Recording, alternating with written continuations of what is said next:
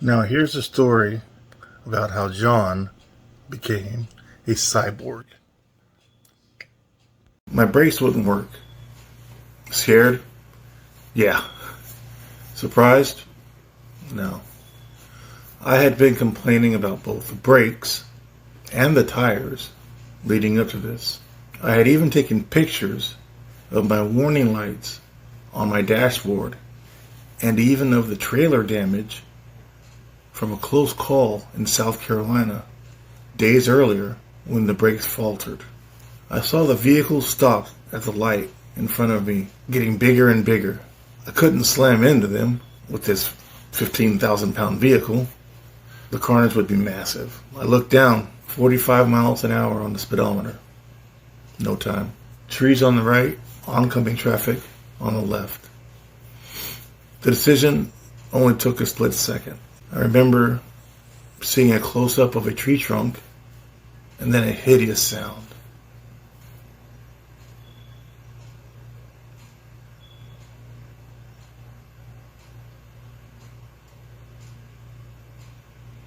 Then the elephant was on my chest. I couldn't breathe. I fought with everything I had to breathe. I felt I was in a tunnel that was getting narrower and narrower as my oxygen-starved brain tried to rally in an attempt to process and make sense of my situation. I was dying.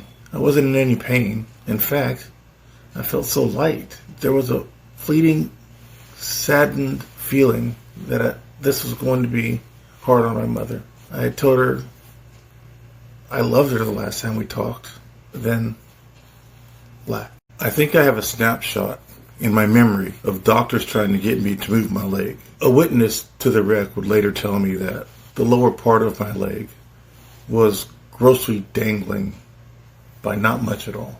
Anyway, what felt like a long, fragmented dream passed. Long story short, I woke up after a 7-week coma to the reality that I had suffered a traumatic brain injury, some broken ribs, a fractured bone in my neck, a shattered pelvis, a tracheotomy, horrendous vision, a catheter coming out of, well, let's just say I didn't need a urinal, some steel contraption literally coming out of my hips. I was going through bags and bags of blood. I had a diaper on, and what really had my attention was what I didn't see, half of my left leg, from the knee down.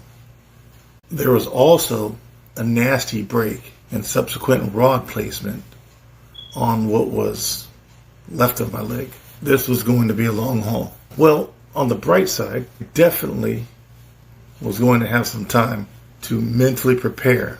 That is, between the bouts of euphoric delirium from whatever wonderful things the nurse kept putting in my IV. At Vanderbilt, they said I would probably not be able to effectively use a prosthetic leg because of the nature of my amputation. At least, not without removing more of my leg. See, I had a knee disarticulation, still considered to be above the knee as it pertains to the level of amputation, despite the fact that I still had my kneecap.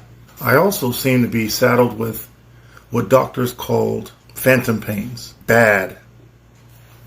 Somewhere in my brain's Rolodex, I remember reading about that phenomenon.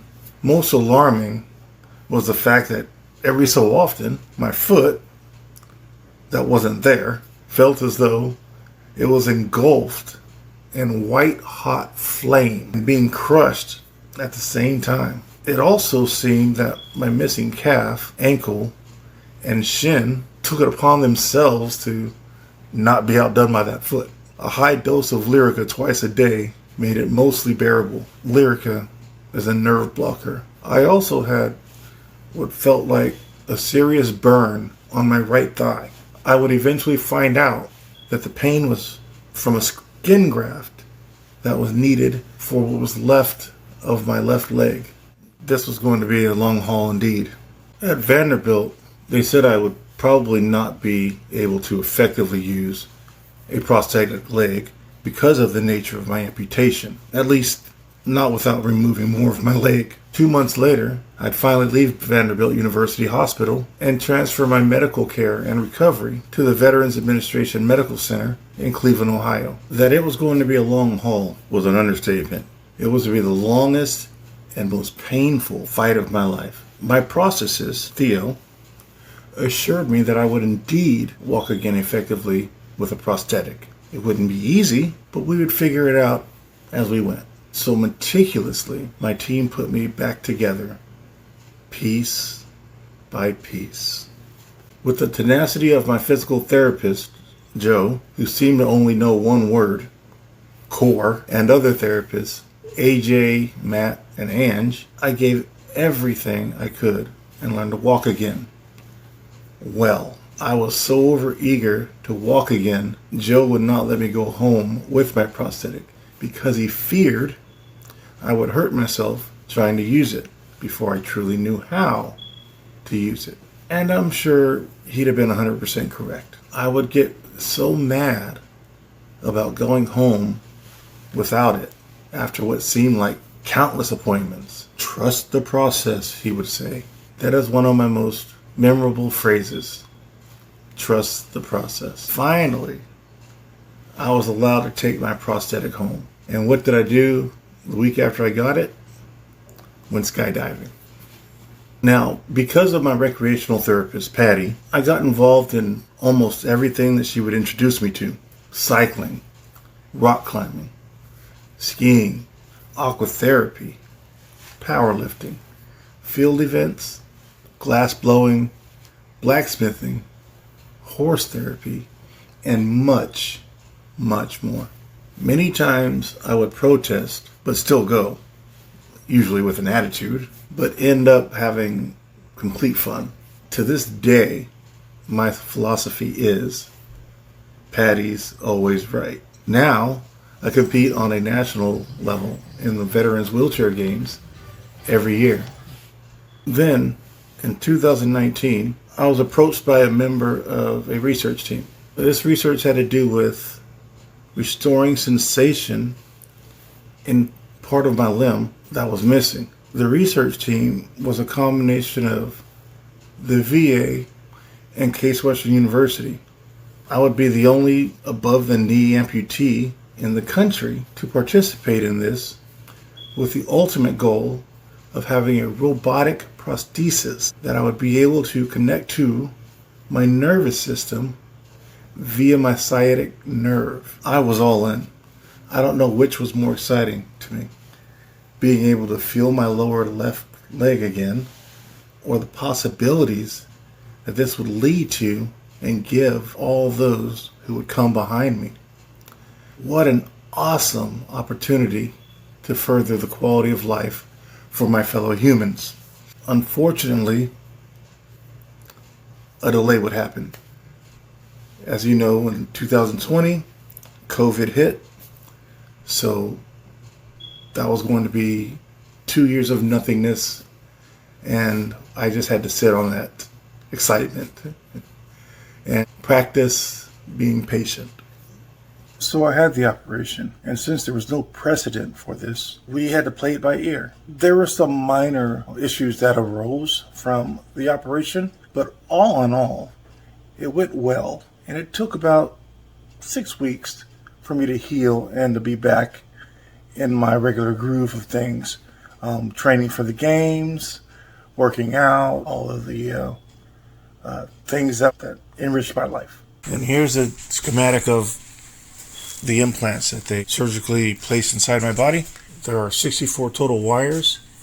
You can see where they come out right in my lower left abdomen. The ones going down my leg attached to different muscles of my leg.